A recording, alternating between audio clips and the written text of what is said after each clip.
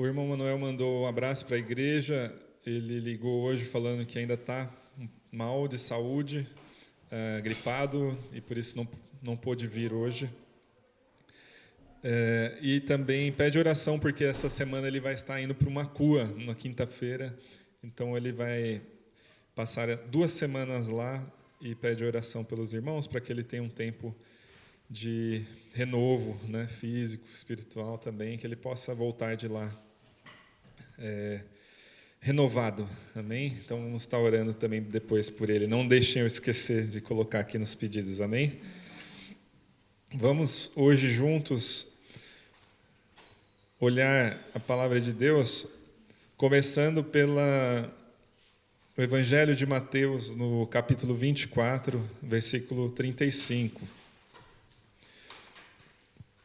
Nós hoje vamos começar uma série para nós juntos nos aprofundarmos na palavra em relação à Reforma Protestante, algo que aconteceu aqui neste país em 1517, no dia 31 de outubro. Foi um movimento que trouxe algo muito importante para a igreja.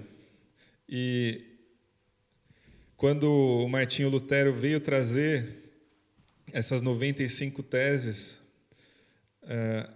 ali para trazer de volta aquilo que havia sido perdido na igreja em relação da palavra de Deus, foi algo que marcou, né? E se hoje nós podemos estar aqui, por exemplo, com uma Bíblia traduzida, hoje, né, aqui no caso nós para o português, teve um início ali com o Martinho Lutero, traduzindo a Bíblia para o alemão e trazendo ao entendimento do povo da sua época o que realmente a palavra de Deus estava dizendo, e não os homens. Então, foi uma reforma que impacta até hoje, né, as nossas vidas.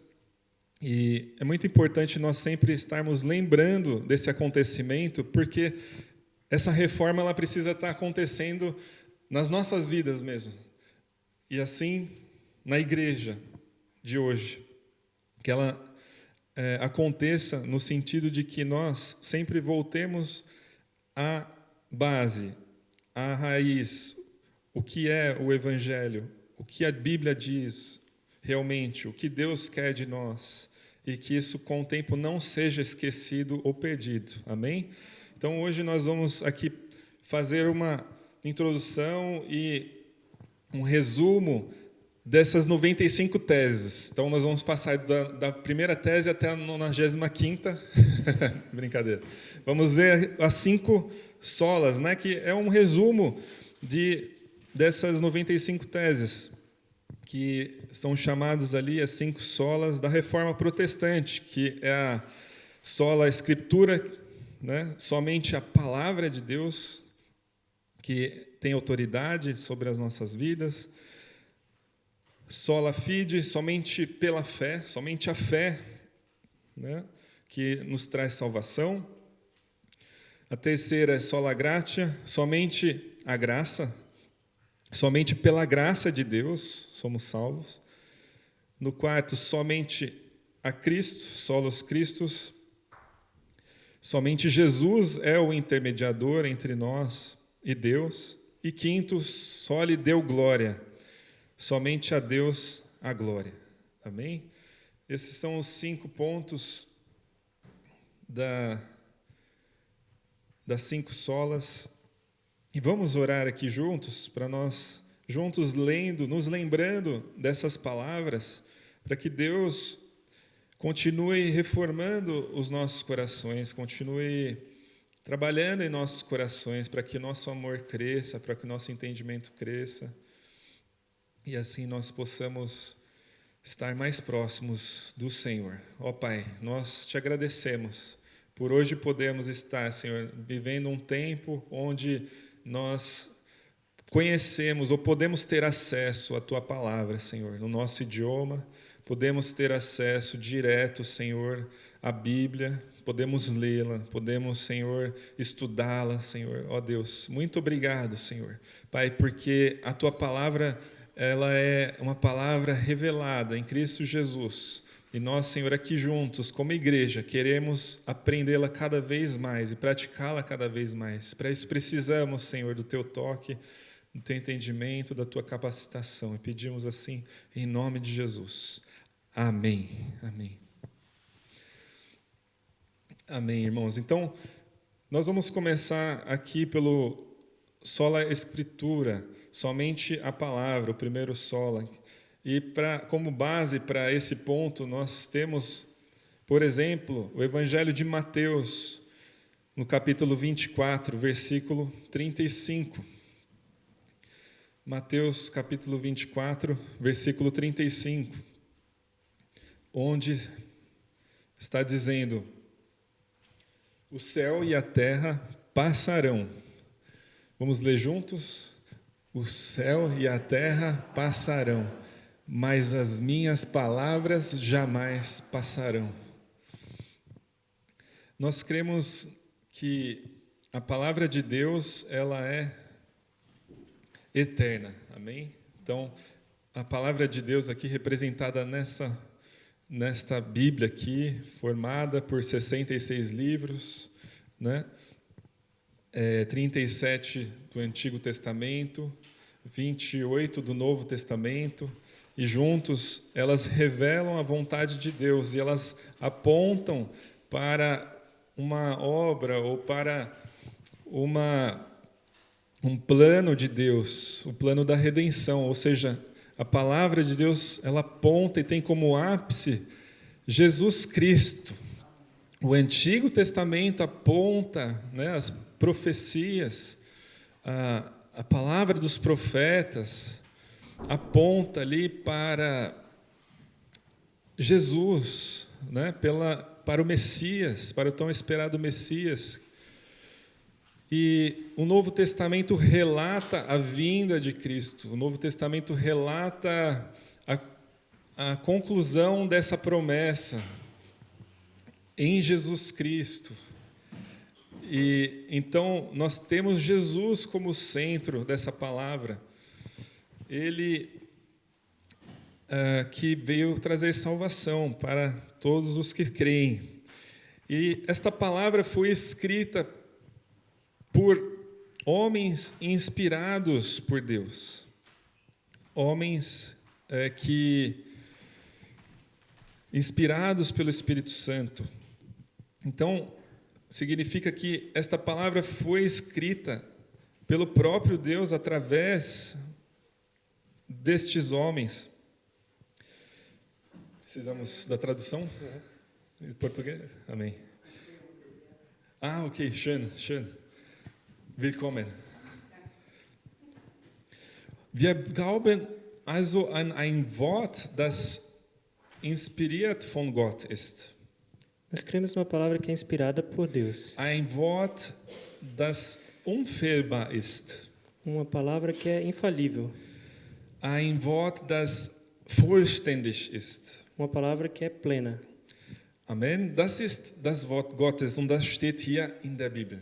Essa é a palavra de Deus e ela está aqui na Bíblia. Und alles, was wir glauben oder praktizieren, ist fundiert, es basiert sich auf diesem Wort. E tudo que nós cremos e praticamos se baseia e se fundamenta nessa palavra. Zum Beispiel unser Glaubensbekenntnis von der Gemeinde. Por exemplo, a confissão de fé da igreja. Wir glauben, da steht, ne, an unser Glaubensbekenntnis, dass wir an die Bibel glauben und das ist das Wort Gottes. Está lá na nossa confissão de fé. Genau, hier. Nós cremos que a Bíblia é a palavra de Deus. Und das ist die einzige und inspirierte und wahre Autorität des Glaubens über unser Leben. Ela é a única, inspirada e verdadeira autoridade sobre as verdades da fé. Und dieses Wort offenbart der Willen Gottes. E essa palavra ela revela a vontade de Deus. Und das ist das Fundament für all dem, was wir glauben. Isso é o fundamento de tudo que nós cremos. Das bedeutet, die Lehre, die wir bringen in der Gemeinde, kommt nicht zum Beispiel aus einem Konzil, Isso significa que a palavra que nós falamos aqui na igreja, ela não se baseia no ensinamento de um conselho, conselho, oder von einem Papst zum Beispiel, der sagt, was zu tun ist, ou de um papa que diz o que deve ser feito, sondern allein das Wort, allein die Bibel ist das Fundament mas apenas a Bíblia é o unseres fundamento Glaubens. da Und nossa fé. wie gesagt, Jesus ist die höchste Offenbarung dieses Wortes. E como foi dito, Jesus é a mais alta revelação dessa palavra. Also Jesus ist der Beispiel oder das Beispiel unseres Lebens. Wie sollen wir Gott gefallen?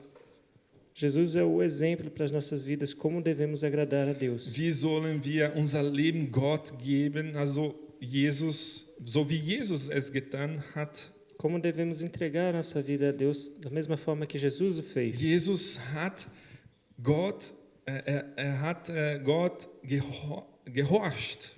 Jesus obedeceu ao Pai. Und Jesus ruft uns allen zu so einem Leben von Gehorsamkeit. E Ele também nos chama a viver essa vida de obediência. Jesus sagt, folge mir nach, nehmt euer Kreuz auf sich auf.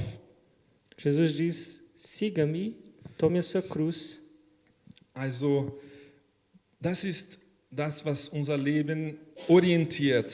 Das Wort, was wir hier finden, in Jesus offenbart.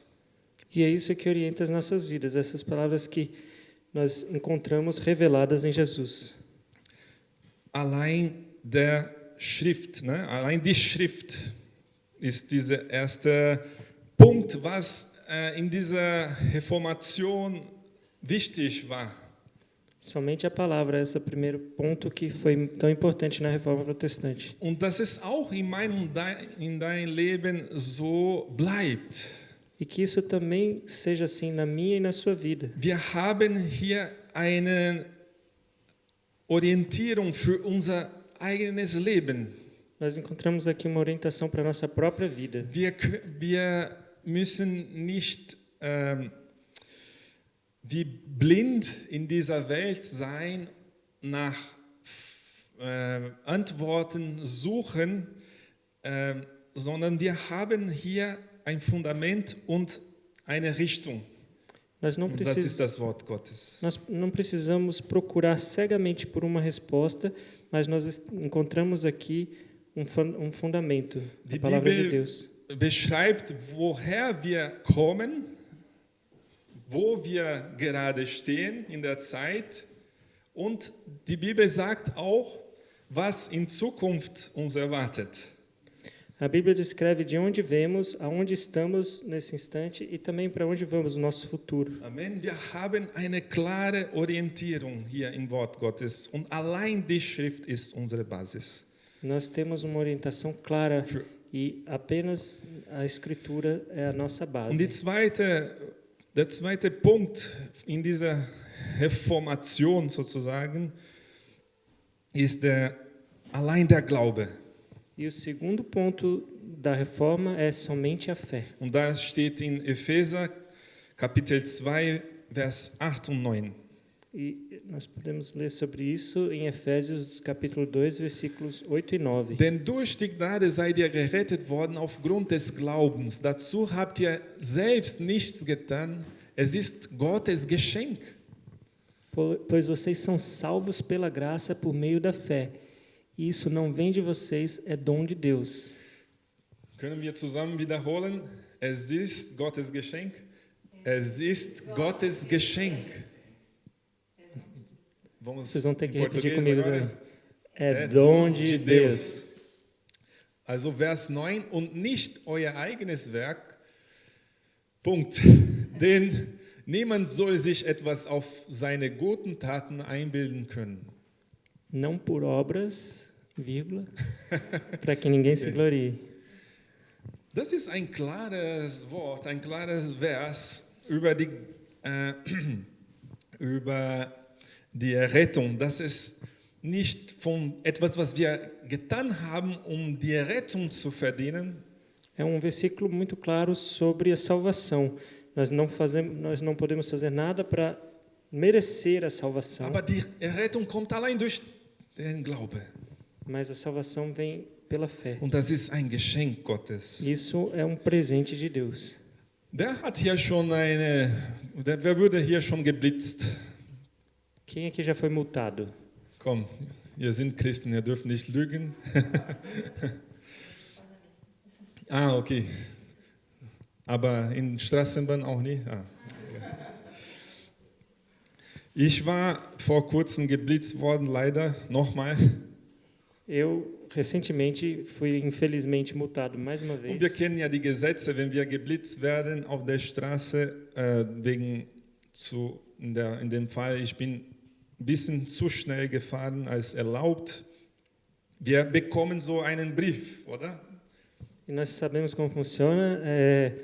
Eu fui pego pelo radar, estava andando um pouquinho rápido demais e nós recebemos aí uma carta. Und interessant ist, es kommt manchmal so ein Brief, um zu bestätigen, ob du der Täter war oder nicht. Und dann kommt ein zweites Brief. É interessante que vem uma carta para confirmar se você realmente é o causador daquela infração. Und dann E du depois kannst vem uma segunda carta. sagen, okay, ich war's, ich anerkenne, ich bin der Fahrer gewesen. Und dann kommt die endgültige Strafe. Você pode reconhecer, olha, sim, era eu. E aí vem a multa definitiva. Und dann hast du die Möglichkeit, die Strafe zu zahlen oder nicht. E você tem a possibilidade de pagar a multa ou não. Und wenn du das zahlst, dann bist du gerechtfertigt sozusagen, ne? Dann hast du die Strafe getilgt und du kannst in meinem Fall weiterfahren. Das war ja nicht so dramatisch. E se você paga, você de certa forma está justificado diante do Departamento de Trânsito e acabou. Você pagou a multa ali e pode continuar Und dirigindo. was uns die Bibel erzählt, ist ungefähr so, dass wir durch die Sünde, die in uns ist, die uns von Gott entfernt, wir haben auch eine Strafe zu empfangen. E o que a palavra fala é que nós, através do pecado, também temos que receber uma pena, uma multa. Die Bibel sagt sogar, dass jeder Sünder ist. Also jeder von uns hat eine Strafe bekommen. Jeder würde geblitzt. A Bíblia fala, inclusive, que todos pecaram, todos foram pegos pelo radar, no caso. Und wir haben dann eine Rechnung zu zahlen. E todos temos uma conta a ser paga. Aber das Problem ist, und das erzählt uns auch die Bibel, ist, dass wir diese Rechnung nicht zahlen können. E o problema, e a Bíblia nos relata isso, é que nós não somos capazes de pagar essa conta. Denn wir sind nicht fähig, diese Strafe zu zahlen, weil wir Menschen sind und fehlerhaft sind.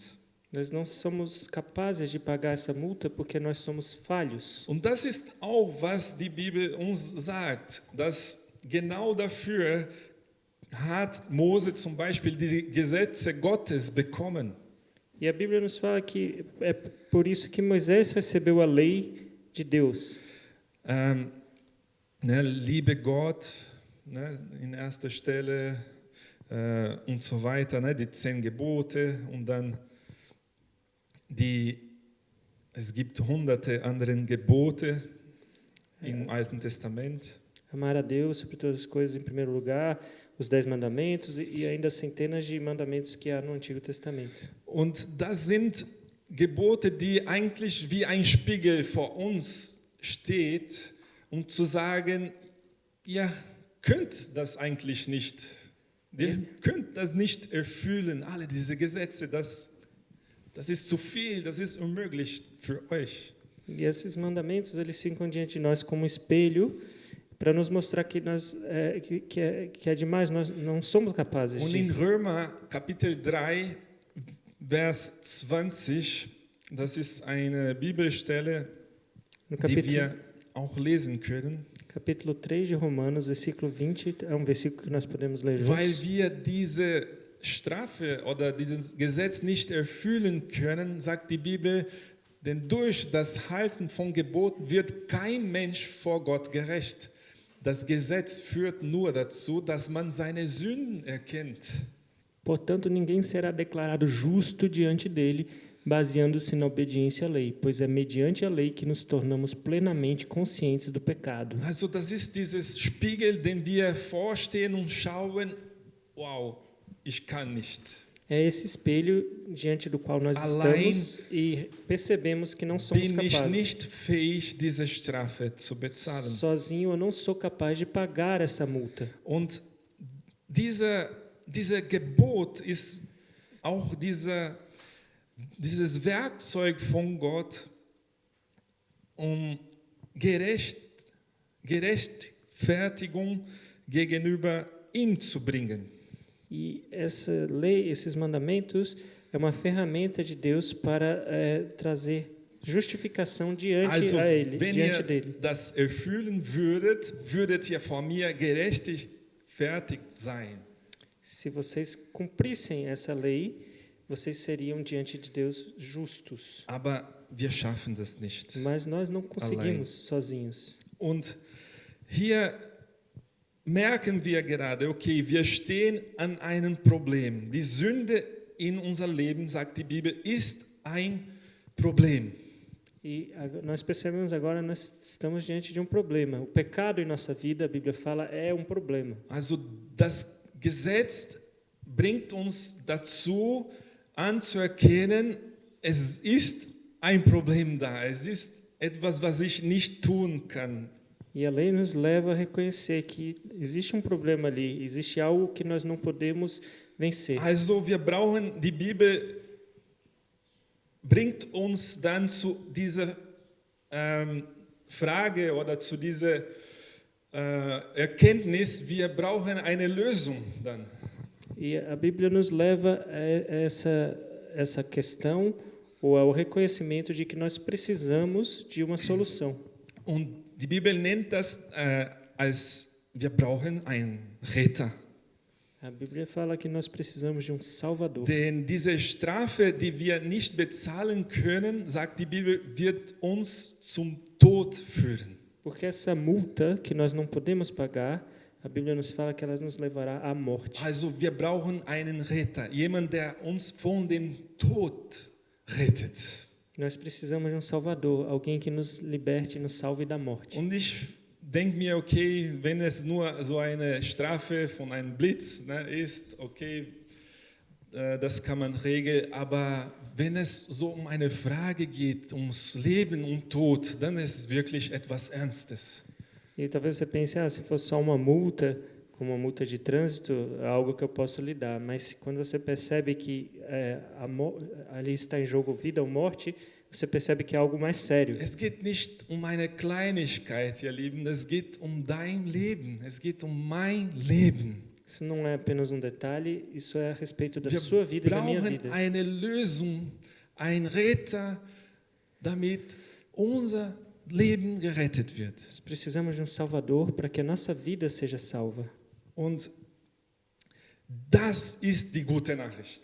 E essa é a boa notícia. Denn Gott hat gesorgt, dass wir diese Lösung finden. Porque Deus providenciou que a gente encontrasse essa solução. Gott hat einen Retter Deus tem um Salvador. gesandt. Ele enviou um Salvador. Und das ist Jesus Christus. E é Jesus Cristo. Jesus Christus ist gekommen, um dir Leben zu schenken. Jesus Cristo Um mir veio Leben zu schenken. para dar vida a você e a mim. Und nicht nur Leben, sondern ewiges Leben. Não apenas vida, mas vida eterna. Ein Leben, das kein Ende hat. Uma vida que não tem fim, Das niemand rauben kann. que ninguém pode roubar, Das dir niemand klauen kann. que ninguém pode roubar. Jesus gibt etwas, was Ewiges ist. Ele te dá algo que é eterno. Und deswegen ist das unser Glaube so wichtig, E por isso é tão importante a nossa fé, dass Jesus Christus gekommen ist, que Jesus Cristo veio sein Leben hingegeben hat e entregou sua vida an meine und deine Stelle. no meu e no seu lugar. Denn nur er konnte diese Strafe bezahlen Porque apenas ele podia pagar essa gegenüber Gott. pena diante de Deus. Nur Jesus könnte uns rechtfertigen gegenüber den Richter. Somente Jesus poderia nos justificar diante do juiz. Und die gute Nachricht, er hat das getan. E a boa notícia é que ele Jesus fez isso. ist gestorben am Jesus Kreuz morreu na cruz. von Golgatha. Er hat gelitten an meiner und in deiner Stelle. Ele morreu no Gólgota, ele sofreu no seu e no meu lugar. Und wir glauben daran, dass es das ist. Und die Bibel sagt, jeder, der daran glaubt, wird nicht vergehen, sondern ewiges Leben bekommen. E nós cremos nisso. E a Bíblia fala que aquele que crê não perecerá, mas terá a vida eterna. Also was müssen wir tun, um Vergebung zu empfangen, um ewiges Leben zu empfangen? O que nós precisamos fazer para receber o perdão e a vida eterna? Glauben Crer an das Werk Jesus Christus am Kreuz. na obra de Jesus Cristo na cruz. Allein der Glaube rettet uns. Só a fé nos salva. Nicht eine Opfergabe, Não um sacrifício, nicht ein Gebet, uma oração, nicht uma oferta. Desculpa. weiter, Não. genau weiter. Não, eu estava... Nichts kann uns retten, nichts, was wir selber tun, sondern allein der Glaube an Jesus Christus, an sein Werk am Kreuz. Nada pode nos salvar, as nossas próprias obras não podem nos salvar, somente a fé em Jesus Cristo. Und durch diesen Glaube jetzt, den wir in Jesus Christus haben, E através dessa fé que temos em Jesus Cristo, das ist der Glaube, der uns treibt, gute Dinge zu tun. é a fé que nos move a fazer boas obras. Das ist der Glaube, der uns zu neuen Menschen, zu neuer Kreatur macht. É a fé que nos transforma em novas criaturas. Allein dieser Glaube an Jesus Christus Essa fé em Jesus Cristo verändert unsere Mentalität, unsere Herzen. muda a nossa mentalidade, o nosso coração. Durch den Glauben sind wir errettet. Das ist ein wichtiger Punkt, was verloren wurde mit der Zeit in der Gemeinde. Aber durch die Reformation wurde es wieder zur Licht gebracht. Das steht in der Bibel. Das ist die Wahrheit. Apenas pela fé. E isso foi algo que foi perdido ao longo do tempo na igreja. E pela reformação foi novamente pensado, isso está escrito na palavra. Errettung kommt nicht durch den Pastor, durch den Apostel, A salvação durch não vem den através Papa. do pastor, dos apóstolos ou do Papa, durch irgendeine Person oder Leiter. ou de qualquer líder ou pessoa. Die Rettung kommt allein durch den Glaube an Jesus Christus. A salvação vem pela fé em Jesus Cristo. Und es kommt auch nicht wegen etwas, was wir getan oder gegeben haben an Gott, sondern allein durch die Gnade. Und das ist der dritte Punkt. E não vem por causa de algo que nós fizemos diante de Deus, mas sim pela graça. E esse é o terceiro ponto. In 2. Korinther 12:9 lesen wir: 2 Coríntios 12, versículo 9, nós Doch lemos: er sagte zu mir, meine Gnade muss dir genügen, denn meine Kraft ist in den Schwachen mächtig. Jetzt bin ich sogar stolz auf meine Schwachheit, weil so die Kraft von Christus auf mir ruht. Mas ele me disse, minha graça é suficiente para você, pois o meu poder se aperfeiçoa na fraqueza. Portanto, eu me gloriarei ainda mais alegremente em minhas fraquezas, para que o poder de Cristo repouse em mim. Dieses Gefühl von Ohnmacht, von Schwachheit, esse sentimento de fraqueza, de impotência. Von, ja, ich bin ein Mensch, ich bin fehlerhaft und ich mache Fehler und werde manchmal Fehler tun. De que eu sou humano, eu cometo erros e vou continuar cometendo erros. Das ist etwas, was eine Einladung sein kann, damit Gott teilnimmt in dein Leben, damit Gott einbezogen wird in dein Alltag, in dein Leben. Isso pode se tornar um convite para que Jesus possa fazer parte da sua vida. Denn wenn wir merken, wir sind begrenzt, merken wir brauchen eine Hilfe und diese Hilfe kommt von Gott. Porque quando percebemos que somos limitados, percebemos também que precisamos de ajuda, e essa ajuda vem de Deus. Und das ist eine Hilfe, die wir schon gehört haben, die ist da für uns. Jesus ist da für dich. E essa é uma ajuda que nós já vimos que está disponível para nós. Jesus está disponível para você. Weil Gott uns seit immer geliebt hat. Porque Deus sempre nos amou. Die Bibel sagt, sandte Jesus Christus, als wir noch Sünder waren. Also Gott hat uns seit immer geliebt. Ele enviou Jesus Cristo quando ainda éramos pecadores. Deus sempre nos amou. Und so wie meine Frau so schön gesagt hat am letzten Ehepaartreffen, E como a esposa dele disse tão bonito no último encontro de casais, dieser Bibelvers, wo es steht, Männer, liebt eure Frau oder gebt euch hin, wie Jesus zu der Gemeinde sich hingegeben hat. onde está escrito, homens amem as suas esposas, e assim como Jesus se entregou por Sie elas. hat es so hinzugefügt, auch wenn die Frauen es nicht verdienen, die Ehefrauen. E ela também acrescentou, também quando as mulheres não merecem. Und so umgekehrt. Ne? E o contrário também. Gott liebt dich, Deus te ama, auch wenn du ihn vergessen hast. mesmo se você o esqueceu, Auch wenn du ihn vernachlässigt hast. mesmo se você o desprezou, Liebt dich. negligenciou. Und das ist ein Werk Gottes, dass wir heute diesen Zugang wieder zu ihm haben können. E é uma obra de Deus que nós temos novamente acesso a Ele. Also könnte sich entfernen von uns. Könnte sagen, ich lasse einfach die Menschheit im Stich.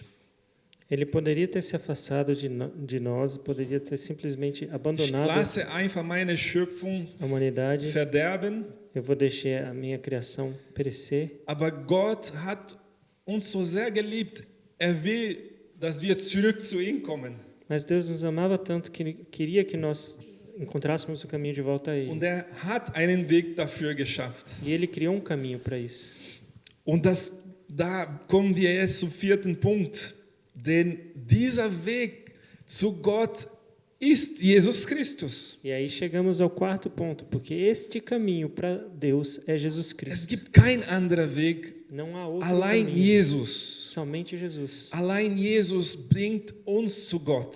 Só Jesus nos traz a Deus. Allein Jesus offenbart, wer Gott ist. Só Jesus revela quem Deus é. Allein Jesus offenbart der Wille Gottes. Só Jesus revela a vontade de Deus.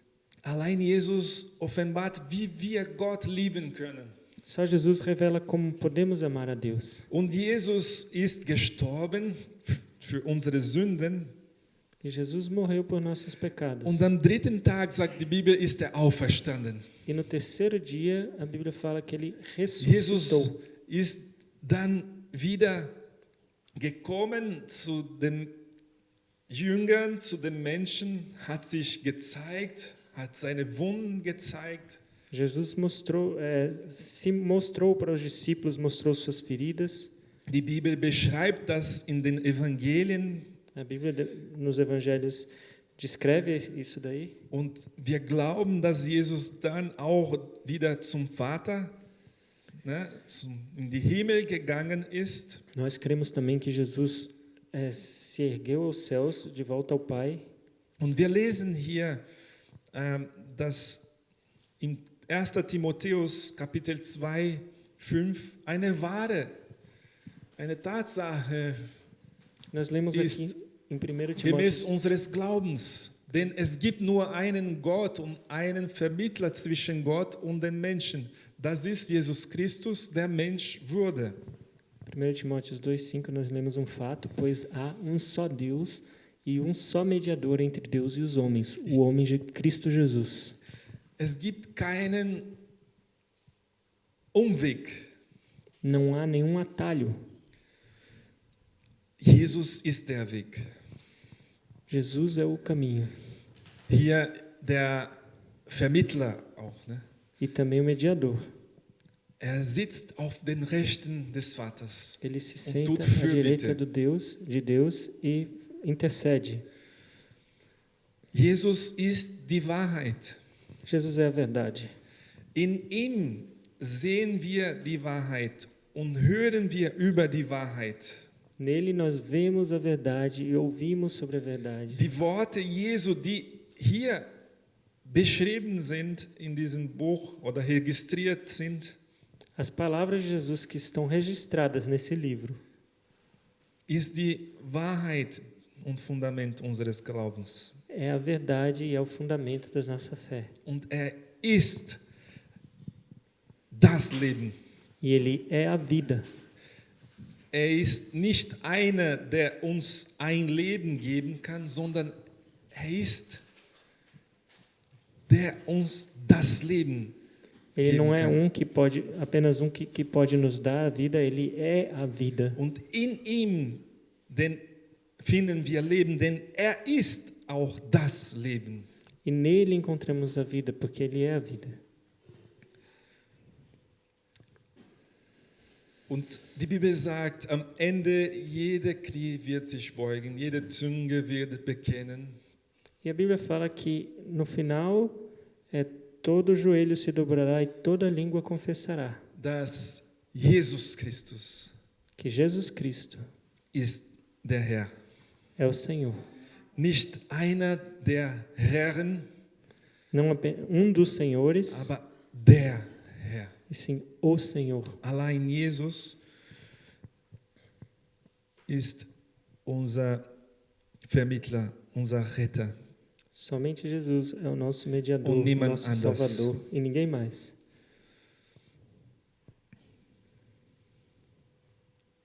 Und fünftens und letztens, E o quinto e último ponto, deswegen auch allein Gott die Herrlichkeit. somente Só lhe deu glória. só lhe deu glória, somente a Deus a glória. In Römer Kapitel 11, Vers 63 lesen wir, denn von ihm kommt alles.